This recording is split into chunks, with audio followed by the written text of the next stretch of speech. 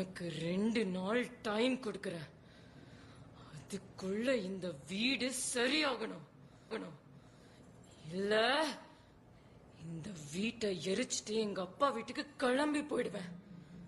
குழந்தையோட தனியா. நீ எங்க இருந்து வந்தியோ அங்கே போயிடு. பிச்சைக்கார பண்ணி.